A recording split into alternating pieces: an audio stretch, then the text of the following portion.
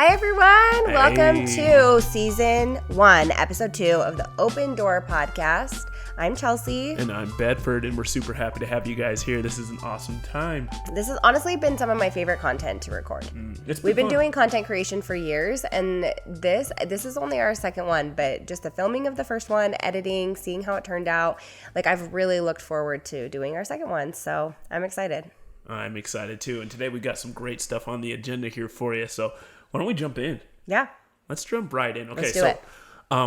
For the segment that is still not named, right? Unnamed segment. Random stuff that I found in the news. That I want to talk about. And that's what I think we're going to call it, is random stuff I found out in the news or found in the news that I want to talk about. The unnecessarily long named segment, I think, right? So we're going to go ahead and jump off with something that I found a little bit preposterous. I was flabbergasted by this, okay? And we've had a lot of conversations about this, Chelsea, but the housing market's ridiculous, and it makes me mad. Every single time I look at houses, I look at the prices, I look at the interest rates, and it makes me want to fight. Thank you. I just knew that would bother you watching it back. So. Yeah, so she just fixed up my hair for those who are not watching on visual format. Again, you're going to be able to see this on Spotify and on YouTube if you want to watch the video. But jumping back in, housing market makes me mad. And I found a listing in California that literally made me want to fight a bear, okay? That has to be so bad. It's so bad, okay? So there's a house in Monrovia, California, that is up for sale after a tree has fallen on it and destroyed half the house. We're talking 645 square feet divided by 2. Okay. Right? So like 320 square feet. Yeah, 320 square feet. How much did they want for it? 600,000. That's not too off. Really? They want $500,000. $500,000 for 325 square feet in a quote-unquote fixer-upper. That's wild to me because here's the thing. We bought this house in 2019, 2020. And yeah, it was in 2020. And our house at that time was valued at like $320,000. We have 1,800 square feet it was all finished when we moved in. So to have 1,800 finished square feet, we would have considered this a fixer upper, honestly, but really it was just paint and like aesthetic things that we didn't really love. And our house value was $324,000. And it's like doubled since. Yeah. Right? I mean, obviously the market and the way that it's shifted, we would be able, but again, our house is furnished or it's completed, right? Like it's a finished home. This place is unlivable. Yeah. And they still want $500,000. Maybe what we could sell our house for here. For a place that's unlivable, 325 square feet. Unlivable and 325. Like that's crazy. Now you could fix it up. But I guess the question would be in California, after it's been fixed up, what could you sell a property this for is probably at that, true. Right? So would it make sense for a construction company or, like a fixer-upper, flipper people to come in and purchase it and then turn around and sell it? Like, how much work would need to go into it? And then what does the housing market look like in California to where it would make sense for them to do it? It really is wild that the market has gotten so out of control. It's ridiculous. And honestly, like, I like the beach. I'm a fan. Monrovia is right next to LA. Love me LA. You know, love LA. Nothing better than spending Not $18 like on a burrito. But man, that land better be worth all $500,000 because that's more work than it's worth if half your home's like has a tree in it still. I can't imagine. And maybe it's just because and probably most people are not made of money. Like we cannot even fathom the amount of money you would need to have to invest in a home that you can't even live in.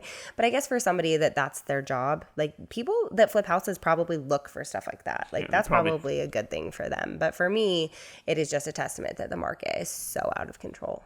Yeah. And you couple like interest rates and stuff, like just 7% interest on a 324 square foot unlivable home with a tree in it. Tree house. Literally. $500,000 at 7% interest. Do you enjoy that? Your monthly payment. Ooh. But. No, thank you. Yeah, I'm out. I'm absolutely out. Absolutely gone. Okay. So let's jump to second topic on random stuff I found in the news. And this is a human interest story, okay? This is something that I know you like, a tearjerker. Okay. No, I don't. I don't. Chelsea. When's the last time I saw a movie that I knew would make me cry? You don't like movies that make you cry. You like human experiences that make you cry. You love. I love heartwarming things, but I do not love tear jerkers. I do not like things that make me cry. This is not heartwarming. Gosh dang it, Keiko. There's a man. His name is Michael. Okay. And I probably should lead by saying there's a 27% chance this does not make the cut. Okay. We might have to just edit this out altogether. Okay. Okay. But man named Michael, he's got a condition, and he's down bad. Now we'll call him his Michael, okay, is extra small. Michael is so small that he went to the doctor and found out that he may be eligible for a Guinness Book of World Records. Now talk about making lemonade out of lemons, huh? We can't edit this out. This has to be in there. As a woman, I don't understand the heartache and the hardship that would be. Okay? It'd be pretty bad. It'd be pretty bad. I wouldn't say that I'm the most empathetic individual. I got some empathy. No, well, okay. Don't say it like that. I am empathetic. You could probably make a Guinness Book of World Records about your level of empathy. My level of empathy is not that small. But man, that is someone that I can see you being empathetic for. Poor Michael. Where did you read this? I was just looking in the news and that thing popped up. Then I found Michael's Instagram. He's got we'll call it a micro Michael unit awareness. He's trying to raise awareness for people that have. I thought you said you found your uncle's Instagram no. just now. You said just you found Michael's Instagram. Okay, just in case anybody heard the same thing as me. So you found Michael's Instagram, and he has a micro Michael that could qualify him for the Guinness Book of World Records for the smallest Michael to ever exist. Yeah. I mean, honestly, the smallest Michael that ever had the courage to come forward and say, I just can't believe someone would be like, that looks enormous. I'm going to. Well, for me, like, what it would require to be the person that comes forward and is like, this could be Guinness Book of World Records worthy. Find your greatness, Michael. There's a lot of people that probably just have a little bit more pride than that, Yeah, you've got Michael Jordan, you've got Michael Phelps, you've got Michael Jackson. I was actually going to say that when you said there's a man named Michael, and I was like, Michael Jordan. That's what I was going to say, and then I'm so glad that I didn't because we're going to call him Micro Michael. Okay.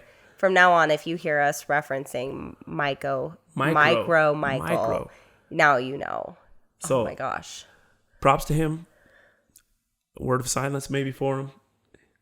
But there's actually been some real issues. Okay, so from his story, he has given up on love, honestly. Oh my gosh, that's so heartbreaking. That is the heartbreaking part because it's so hard. There's got to be a surgery or something. Mm-hmm. Here's the thing. It's so hard because, no pun intended, I feel like intimacy is such a huge part of a relationship. Like, it is, unless you are the type of person that it's not, like, people who don't find it, like, the need for it, need to find somebody that matches that energy in regards to intimacy, right? And, like, so there are people out there where both partners are very okay with a low level of intimacy because they both feel fine with that. But for people that feel that drive, it is so important. Like, it's such a necessary part of a relationship, like, connectively. And so I can totally see why someone would have a hard time in a relationship with someone where they cannot physically find ways to have that connection. Now, obviously there are other forms, but ultimately, like, that really does matter. And so, and I'm sure that, like, the way that it affects his self-esteem presents in his relationships, right? Which then probably affects other aspects of his relationship, which, dang. It's a tough life for some people. I hope he gets surgery. I'm pretty sure I did. I looked up his Instagram. One of the last posts was about, I'm rooting for my man. I'm so grateful. All right, let's get Michael to a usable functionable size, okay? Got it. Yes. And out of the Guinness Book of World Team Records. Michael. However, I don't know that I feel good with him being in the Guinness Book of World Records and then undoing it. Yeah. You gotta kind of pick. I feel like you have to stand on something. Yeah. So if you're gonna get in the Guinness Book of World Records, like if you get beat out by someone smaller, fine, do what you do. Some for some reason thought to themselves, you know what? I'm not gonna let that man take that record. I know, like that's just a record you let somebody else have. You know what I'm saying? But if you get beat out, do what you got to do. All right. But if you're gonna go for it, it's got to be one or the other. I agree. You got to pick. Pick your poison. Pick your poison, okay? Yeah, I agree. And so those are my 2 random bits of news that I found. Those are good. And I'm not going to lie. I was giggling. Bedford loves finding random bits of news. Yeah. This, like, honestly, this section of the podcast is 100% Bedford. Oh, and I love it. Makes me so happy. He loves finding random things on the internet just to talk about. And actually, it's super fun. So I appreciate it. Like, and it gives people an opportunity to be like, you know, to share their opinion on things or like what they would do or whatever. I like it. And I got to be honest, I think the hard part about this segment for me is not immediately flying out of the bathroom where I typically find these, right? Yes. And being like, Chelsie! Yes.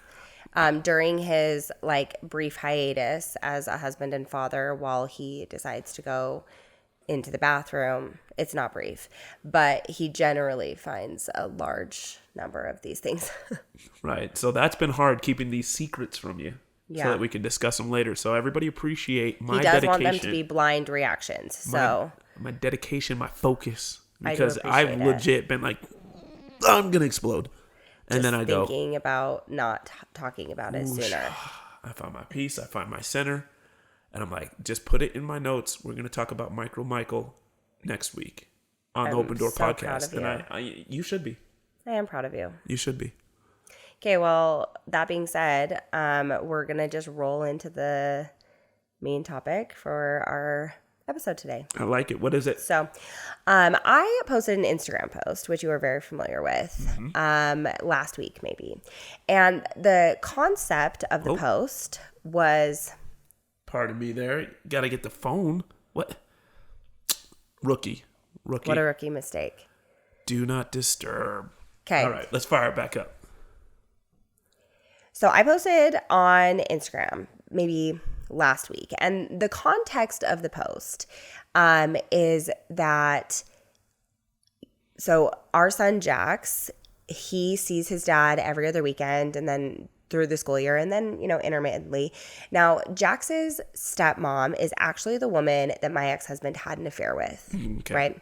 And they are now married. And so the context of my post was that our communication, when we are required to communicate, is very healthy, right? So what I posted was a video of me and Jax and just said, you know, my ex-husband had an affair and then married her, and now this is what our conversations look like. And I posted screenshots, obviously without her name or information, but just the text messages back and forth. And they're very communicative. They're very like, how, you know, where do you need me to drop him off? What is easiest for you? When are you the most available, etc. Now, all of those text messages are only in reference to Jax, right? We're not talking about anything else. We're not buddies. You're not going on talking about the Mormon housewives? No. We are having exactly zero. Zero. Exactly zero conversations from a friendly basis. However, the point was just to say that after you've healed from something like that, and when you share children, you know, and you have a custody agreement that requires your child to split households, that there are certain things that you can do to alleviate tension. Yeah. Right. Now, obviously, there were a lot of people that aligned with that. Also, heaps of people. There were a lot of people that did not. Of people. Right. Yeah.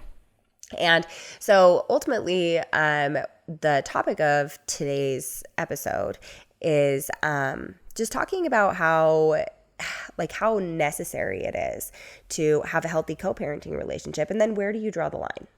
Right? That's fair. And and that's not going to look the same for everyone. No. Everybody's going to have a very different outlook or take on what that looks like. But we're going to talk about what that looks like for us. Yeah. and maybe just talk about some of the things that we do to, especially coming from such a toxic divorce.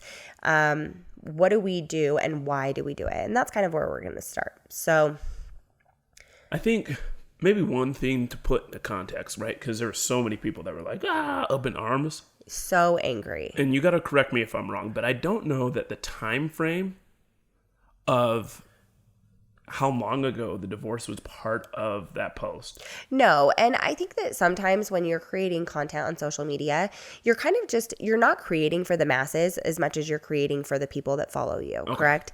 And so sometimes that's the hard part, is that in order to put all the detail out there, because not everybody, but the majority of people that follow us on our social media channels, they know that we've been divorced. They just watched us celebrate our 10-year anniversary, like you and I, right? Mm-hmm. So it's been more than that. Correct. Yes. It's definitely been more than that. Just a little bit. I mean, they know that we have other kids. They know how old our other kids are. So they certainly know that we're looking at a longer time frame. And yes, no, that was definitely not when you're creating content, or at least in this specific circumstance. I feel like this was created for the community that really knows us, right? They know our story. But that is a fair point, and in maybe having that conversation about the dissenting opinions on this topic, is maybe people don't understand the time frame that we're talking about and how long it actually took me to get to a point where this was possible, because it certainly didn't start that way. Absolutely. And then that brings into maybe one of the questions that I have in mind is I know, because I sat firsthand and watched it happen. Right off the bat, you guys were it's not like you're cool, but you were not texting this individual.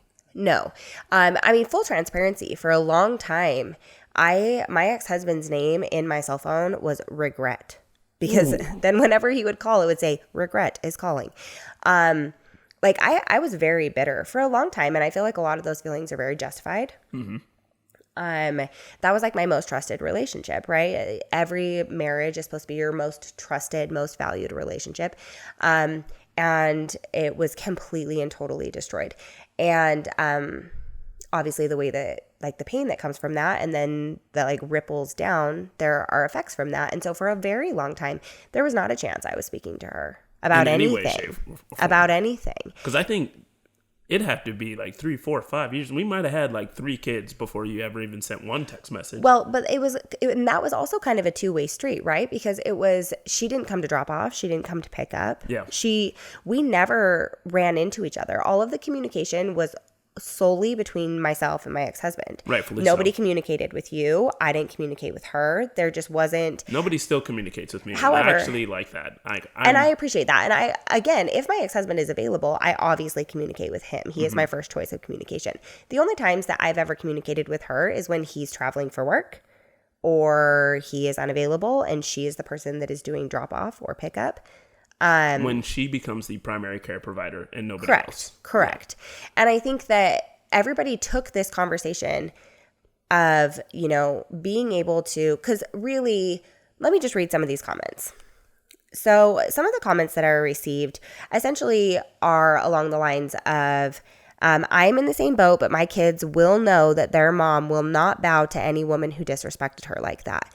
I have never caused a scene, nor will I ever, but she'll never get more than pleasantries and small talk from me. She knows that I know, and I'll never let her forget. And if my kids pick up on that, then that's perfectly all right with me. They have to answer for that, not me. And I think it's such an interesting conversation, because people took this from what happened. Essentially, people said that by doing this, right, by having respectful conversation, that I was teaching my son that what happened to me, that it was okay. Yeah. Yes. And they were essentially just saying you have now taught him that it is okay for other people to disrespect you. Right. And he's not better off for that. Yeah. And would you agree or disagree? I disagree. And I'm trying to decide how I disagree, honestly, because I think to a degree, because if there's one of us that's going to hold a grudge, I would venture to say it's probably me. Okay? I'm that guy. I agree. Cross me, that's it, that's all, we're done.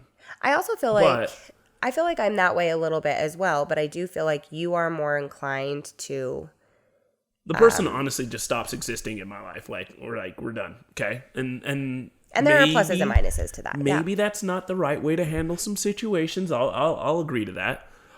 But in this situation, you don't really have a choice, right? Correct. And as well, the person who has maybe the least amount of choice is Jax.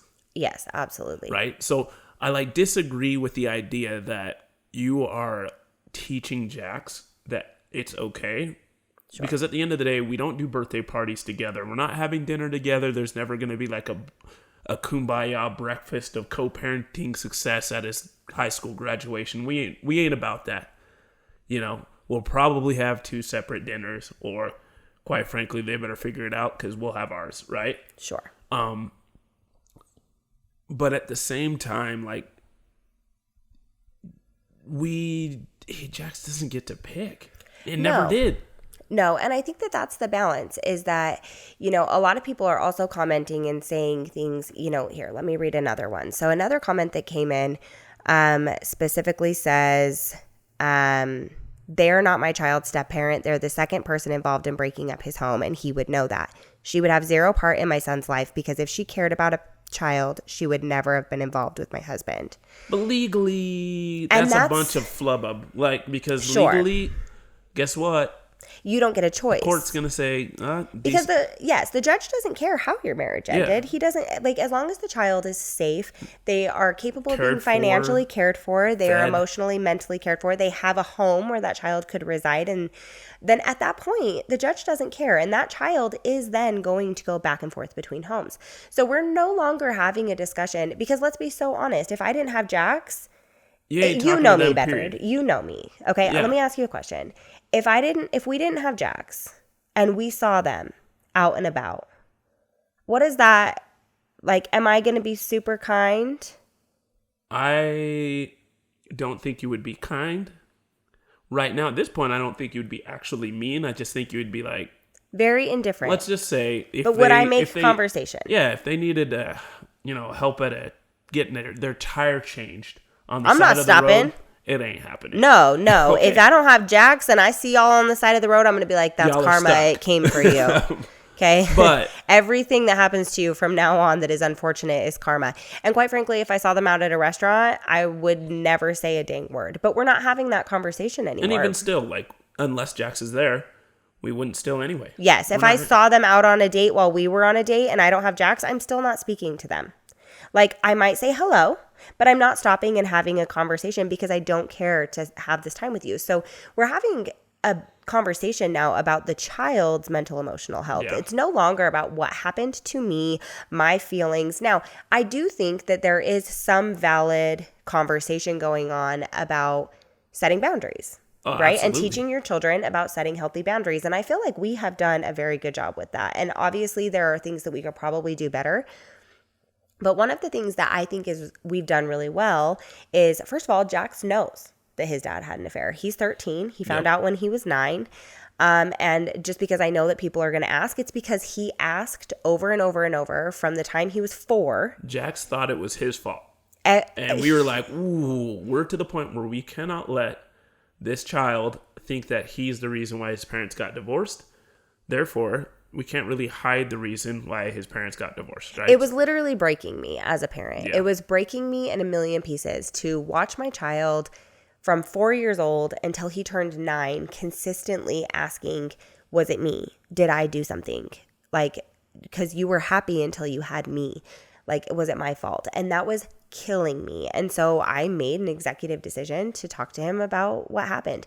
And again, because I know that people are going to ask, the conversation wasn't toxic. It wasn't mean. It wasn't, your dad is a terrible person. It was, you know what?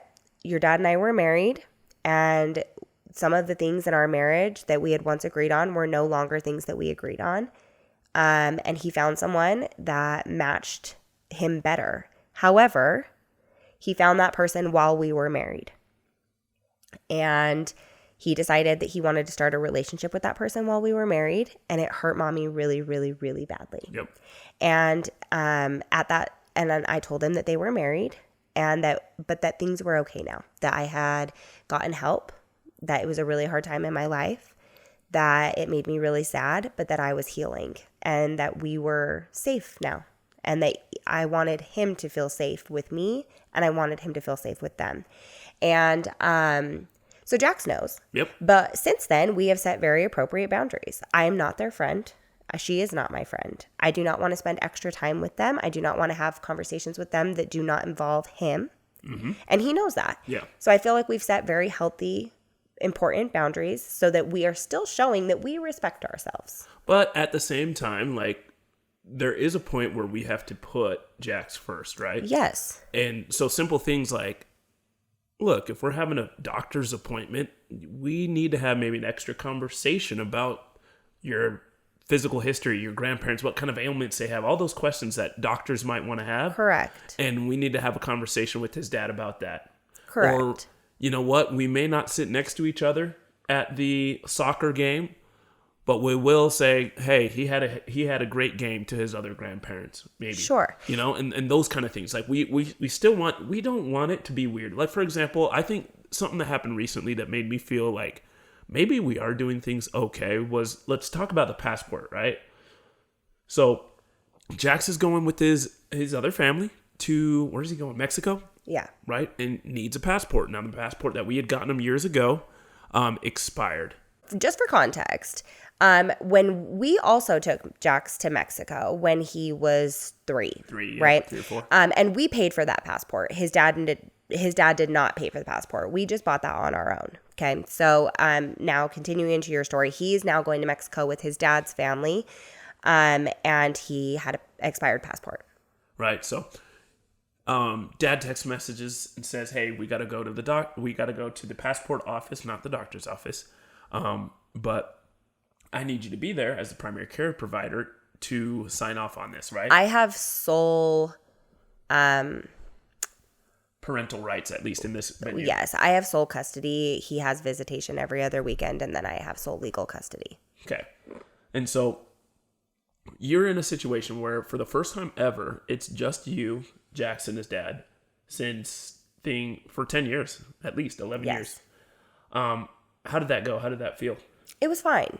And I think that was very telling for me that we could all kind of just exist in the same space. It wasn't uncomfortable. Like, I mean, there was a little bit of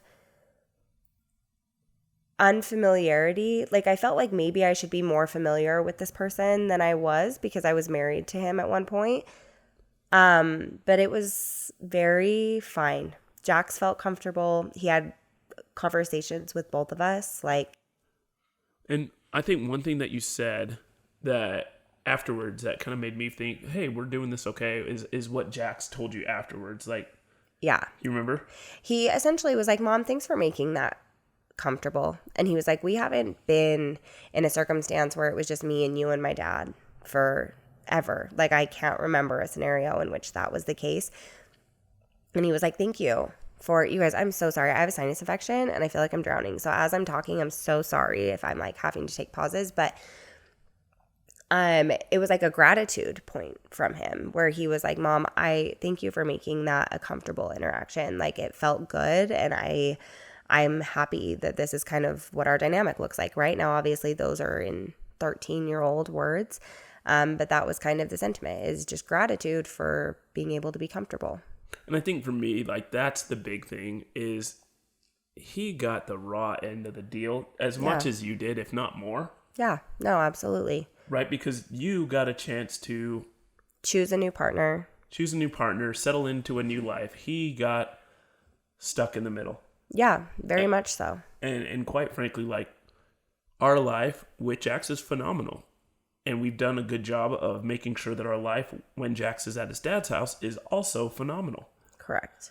And we hope that Jax's life on both sides of the realm is good. And we have confidence that it's great, right? We have confidence that there's some things that can improve probably on both sides. Absolutely. But we hope that we give him the best chance here. And then we hope that he gets we trust his parents enough over there that they are doing the very best to give him a good shot over there as well. Sure. But at the end of the day, the transfer and the back and forth and the, I don't really have a home, but I also have 2 homes, but that means also I don't have a home. Like, he didn't pick that.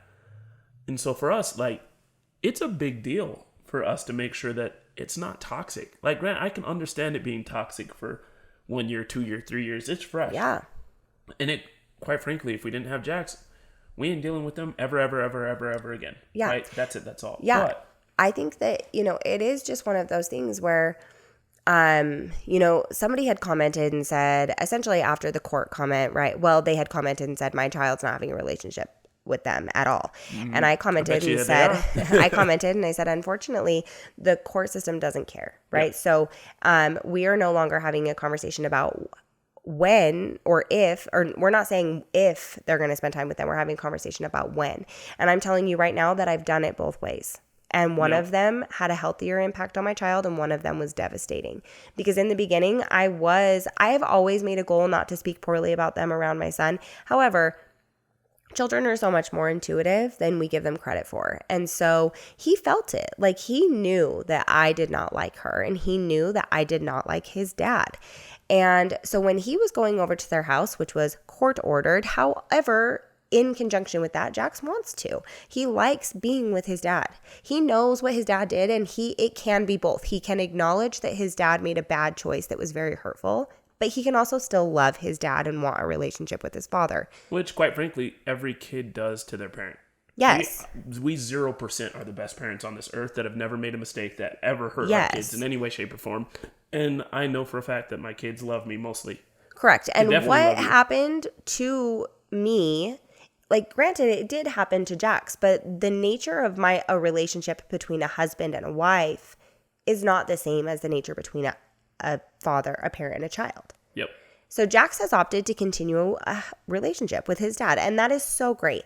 Now, when he goes, children experience anxiety around loyalty when they are in a split parent dynamic or a split parent household. That being said, me showing animosity or hate or distaste towards these people, that they are then he's going to be in their house for the weekend or a week or whatever that looks like. How's he supposed to feel?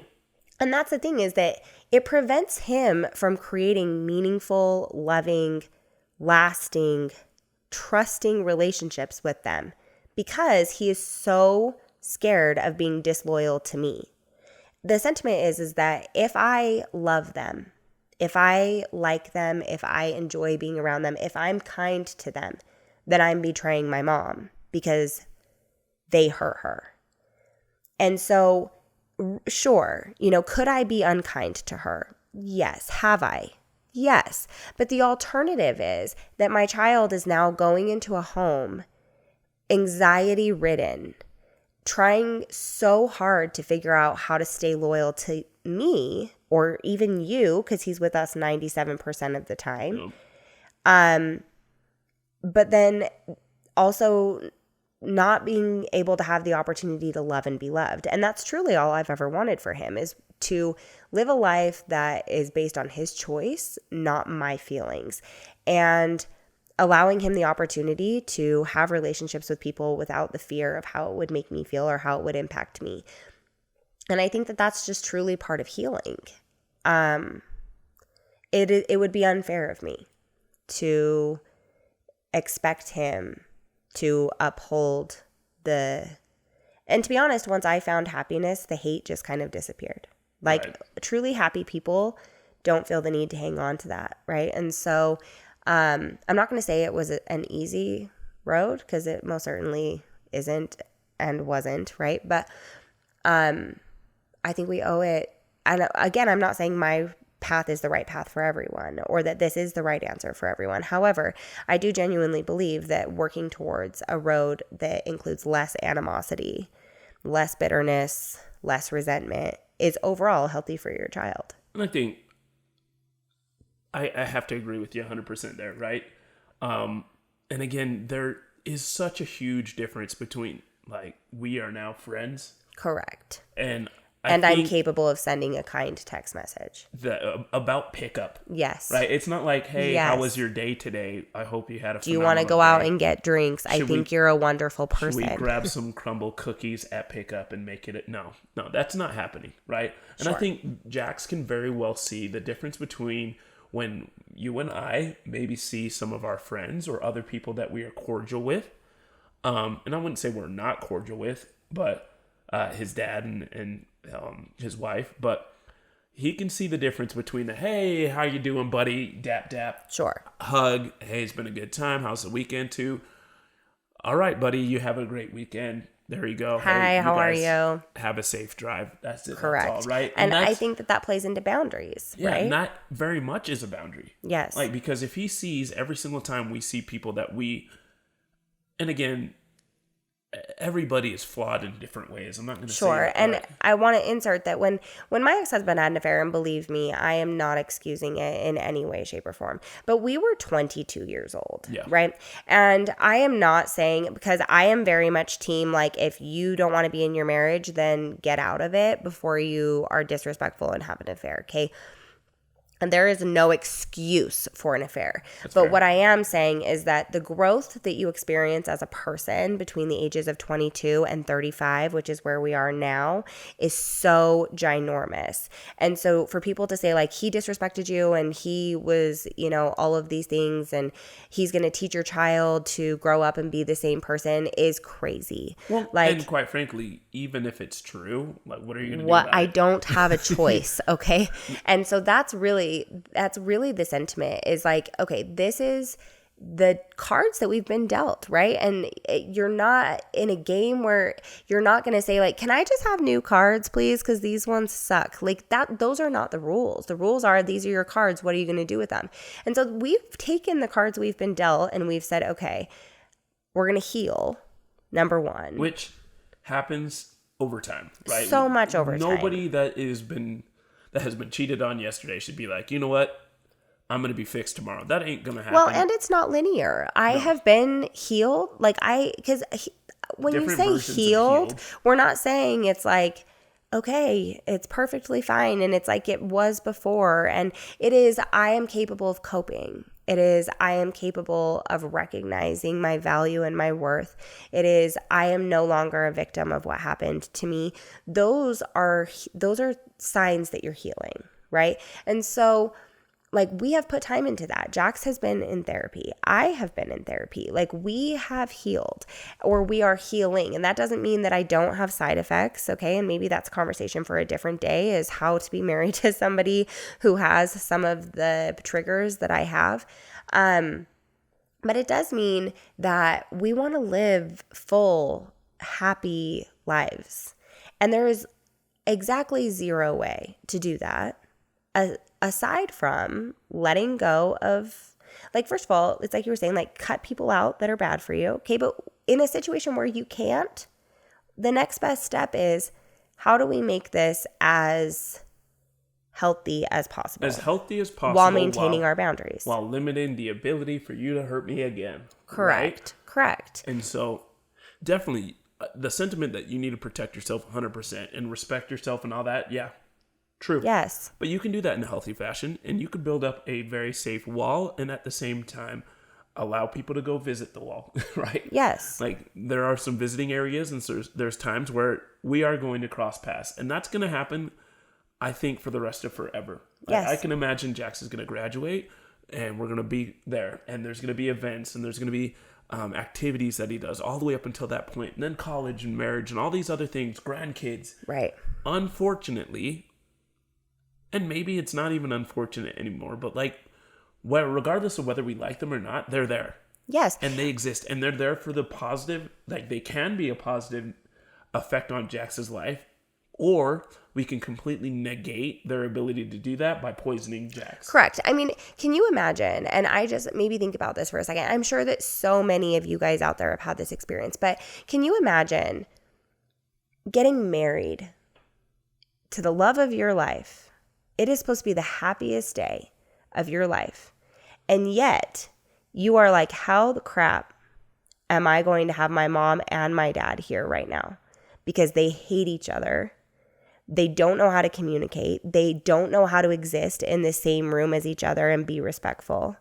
How am I going to have, like, I know I personally have heard stories of people that have had to tell their parents that they are not welcome or that they are uninvited. And even further than that, imagine having your first child. And then having to worry about like, you know, you're on your phone and you're like, hey, don't come at this time because so-and-so's coming at this time. I don't want you guys to be here at the same time. I don't want it to be awkward. If Jax had a baby, obviously not today, in the future. He better not.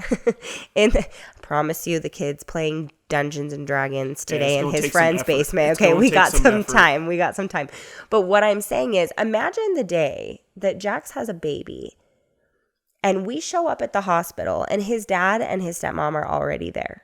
What does that look like? Right now, okay. It looks fine. It looks fine. And quite frankly, it would probably be like a, can you believe we're grandparents conversation.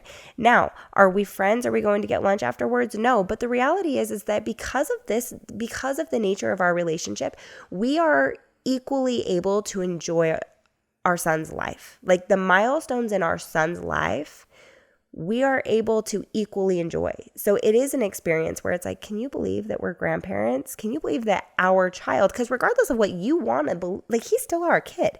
Yep. He has 4 parents. That's the truth. Yep. And we have created a scenario where you don't have to be friends with someone, but you can, like, he gets to have us. He doesn't have to be like, oh crap, my mom's here and my dad's here. Like, could you wait for a minute? Like, we can all go in there and he can trust that that's going to be a positive experience for him. He does not have to now babysit us for the rest of his life so that we are not taking the toxicity that we feel here and dumping it forever into the rest of his life. And there's no way that you don't do that when you there's no way that you don't do that when you have this attitude of they'll never have anything to do with him. He's not like, he is going to know what they did. I will never let her forget. That like, yes, all the name calling. Your child will never. And so people want to say like, it's crazy that you think that he's better off. And I'm like, it's crazy that you think he's not. It's crazy that you think that living a life for the rest of his life, babysitting you because of your feelings is crazy. Like, yeah. I can't. And so maybe I guess, and like we've probably talked about it, but maybe the question then becomes like for people that are listening, because we're not professionals. We're not perfect. We don't have all of the answers.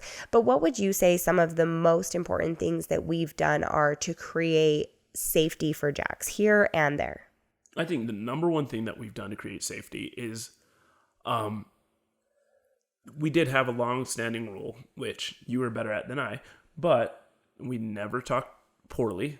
Yes. We could talk, me and you. Sure. We talk poorly all the time. Till the sun goes down. Right. I have a lot of things I could say, right? Yes. Not a fan, but not to him. No.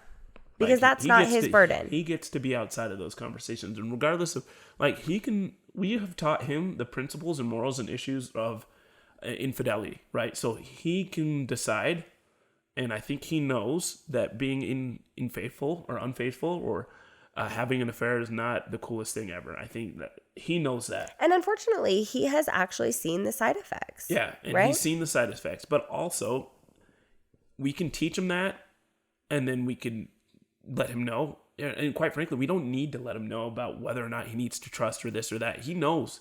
It can be both. But at the same time, he gets to also be like, hey, that's my dad. And guess what? It is his dad forever. Forever. Right?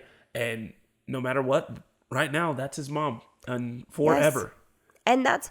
And and the reality too is that like, there are a lot of children that don't have their parents in their lives because their parents opted to not be involved. Like how many parents grow up in a single mom household or a single dad household because the other parent decided not to be involved in their lives. And there's trauma there too. So at this point, you're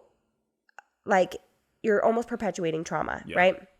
And so it's like you're not entitled to a trauma-free life. Everybody feels trauma. Yeah. And so being able to, yes, communicate like this happened, but also where do we go from here? How do we make the best of it? Giving him the autonomy to make those decisions because he didn't choose what happened. I didn't choose what happened, but I did get to choose another partner. I did get to choose what my life looked like in that way. He didn't get that either.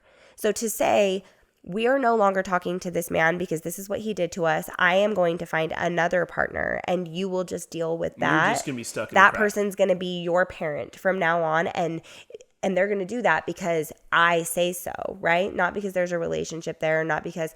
And so making those children, like the decisions for your children that's crazy. It's tough. It's tough for sure.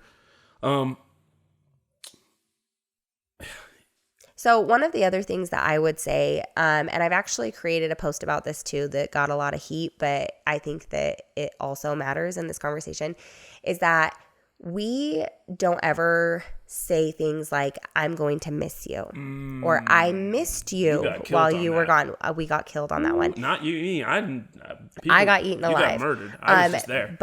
Or I don't say things like, I wished you would have been here, or, oh man, like, we're sad that you weren't here for this, right? Because those types of things, while so well-meaning, they also imply like, because let's talk about, the concept of I miss you. When you tell someone that you miss them, people are never happy. Like, you are not like, I was so happy that I missed you. Like, those do not go together, right? The overall connotation of missing someone is, you were not there. I am sad that you were gone, right? So when you are telling, and I'm not speaking for everyone, but when you are telling your child that is going to their other parent's home, I missed you, or I'm going to miss you, that can come with a large amount of guilt, because for a child, and Jax vocalized this to us. Jax said, when you say I miss you, it makes me, or he said, when I miss you, I feel sad. Do you remember? He said, when I miss you, I feel sad. So when you say I miss you, it makes me sad that I'm making you sad. Yeah. Okay. And he was like 5. He was so young. He was so young.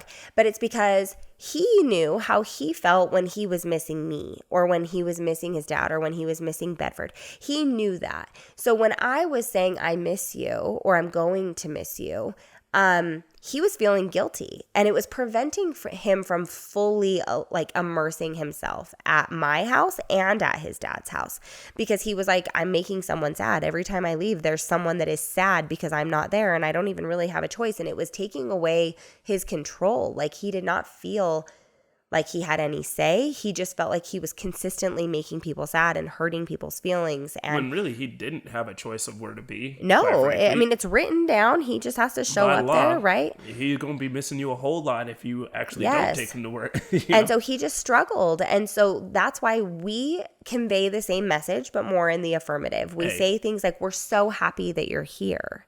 I'm so happy to see you. We're glad to have you back. We're glad to see you. Yes. And because then that tells him that, because then people were upset and they were like, I want my children to know that I appreciate their presence, and that, that they were missed. And I'm like, that's totally fine, but words matter, right? And so you can convey the same message of, I enjoy being with you. I like having you around. You could even say that. You could say, I really enjoy my time with you.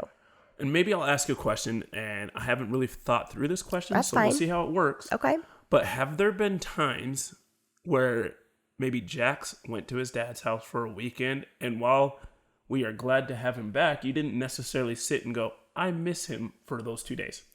I think that our situation is, obviously, again, it's very relative to everyone, but the sad thing is that as time goes on, you get used it becomes normal, right? But more than that, I feel like I have 4 other children, and I don't really ever have time to sit down and be like, because for the first little while, I would make a plate for him, or there for dinner. Be any kids home. Yes, and it was very quiet, no right? Home, yeah. Yes, it was very quiet, but there was a period of time where I would make him a plate for dinner. And I would be like, Jax, calling him. And then I was like, oh my gosh, he's not even home. Yeah. And so I will say that for the most part, I do generally, what I will compare it to is after you have a baby, I remember after most of my babies have never been just given to me because they're all born a little bit early. And so after I have a baby and they take my baby away, there's just this overall feeling that something is missing. Like a part of me is not missing, or is not there, right? And so I do always have this underlying feeling when Jax is gone that that there's something that is not complete or full. But I don't necessarily feel like I spend the entire time being like, oh my gosh, I really miss him. I really miss him. However, I will say we are very blessed because Jax is generally gone for 48, a little under 72 hours. Right. Ever. Actually, recently he was gone for like a week, and he was gone for 10 days, and I could not handle it. But neither could his siblings. His siblings were losing it. We were all missing him. But I think about that for his dad, though. And actually, we were having this conversation because I was like, oh my gosh. He's gone 10 days every other week. More than that. His dad goes 12 days in between visits sometimes, or every other time. And so I was like, I'm dying at 10 days. Like, I am going to pass away. I miss him so much. But his dad goes 12 days in between visits. And I want to just clarify that is because his dad cannot handle Jax's school schedule and his work schedule. And so that is by design. Now, if his dad was to ever ask for more time and we let Jax run the show, which I think is, okay, let me rephrase. We let Jax have a large say in what he does with his extra time. So if his dad was to come in and say, I would like to, my schedule has changed, I would like to spend more time with him, we would ask Jax. We would not just say no. We would say, Jax, what do you think about this? What do you want? Right? So we do let Jax have a large opinion about his time and where he wants to spend it and who he wants to be with. But realizing that 10 days almost took me out and his dad goes 12 days every single time, I think that then you're having a different conversation. Because if he's gone for 12 days every single time, I'm losing it. There's no way. So such a short period of time, even though I feel like there is always this underlying, like, I'm missing something. Because when we're loading up the car, I'm like, okay, 1, 2, okay. 1, 2, 3, 4, 5, 6. That's everybody, but it's not because we're 7. Yep. Yeah, exactly. And so I feel like there's little instances like that, but because it's less than 72 hours every other week, I feel like the impact of that probably is less. Yeah. And I think as well, it's getting a lot easier now that he's older because quite frankly, he's never home when he's home anyway, right? Right. He's 13. Yes. He's riding his scooters. He's got his backpack filled with He might as well cards. have a car with his electric scooter. I'm not even kidding you. Or his bicycle. I got to fix his electric scooter. Put that on things to do. But, he spends a lot of time at his friend's house. And quite frankly, that's probably the most leverage that we have because if his dad was like, we'd like to have Jax more, we'd be like, Jax, do you want to go to your dad's house more? And he'd probably say no, not because he wants to hang out with us. Even though I like to think we're that cool. We're not. All of his buddies, all of his school friends are here. And that, at this age, trumps everything. 100%. Right, so. I mean, there was a conversation that I had with his dad a little while ago where he was like, well, when Jax comes over, all he's wanting to do is hang out with the kids in the neighborhood. And essentially he told him, like, and maybe that's another conversation for another day, but like, he essentially told him, like, you're not here to make friends. You're here to be with me. Now, does that make sense when you're seeing your child every 12 days for less than 72 hours? It makes more sense. Right? It absolutely does. But it also, your child's building roots. Like they're putting down roots. And so I kind of laughed and I just said, like, do you think that when he's here, he's just hanging out with me all day, every single day? Because he's most certainly isn't. Like the child, it was over the summer, right? And I said the child wakes up. The child has a stronger relationship with our fridge than he does. Yes, I was like, he wakes up, he eats, he does his chores, he gets on his scooter, he's gone. And now he has a phone. Well, he has an Apple Watch, right? So that I can contact him or I can see where he is. But I was like, he's gone. Like he's gone. And sometimes his friends will all pop in here and they'll hang out here for a little bit. But then they're gone. Yep. Then they're gone. And I don't see him again until like 7 or 8 o'clock at night because that is what is the most important to him. Like he lives here and that's fine. And I can also recognize and appreciate the small things of just knowing that my child's in bed in my house at night and he's waking up in my house in the morning. And like the small interactions that I have on a day-to-day basis, I recognize that those are valuable. And a lot of parents that don't see their children over a long period of time, they miss those things. But when it comes to like time spent, he doesn't want to be with us. He loves us, but he does not want to be with us. He just wants to be with his friends. Yeah. So, well, I think let's wrap. Okay. We've got to go pick up our kids for school, so we need to shut this down. Yeah. But first and foremost, we got to do the normal YouTube, Spotify thing. And what is that? If you like what you heard today, or if something resonated with you, if you felt like it was, good content, it was shareable, it was something that you would listen to again, please like, subscribe, share with a friend. You can find the podcast on pretty much anywhere that you find your podcast. Yep, and YouTube. So we're happy to have you guys. We're, stoked that this is part of our new venture, our new yeah, it's venture. Honestly been so fun just being able to sit here and have conversations with you without the kids here, that are meaningful but also funny. This is such a good experience for me, and so we're happy to have you guys all along for the ride. If there is anything that you'd like to hear in a future episode, feel free to make a comment or make a suggestion, and that's something that we can talk about later. So absolutely thank you everybody for tuning in. Stay blessed, stay happy. We love y'all. Yep, we'll see you later. That's it.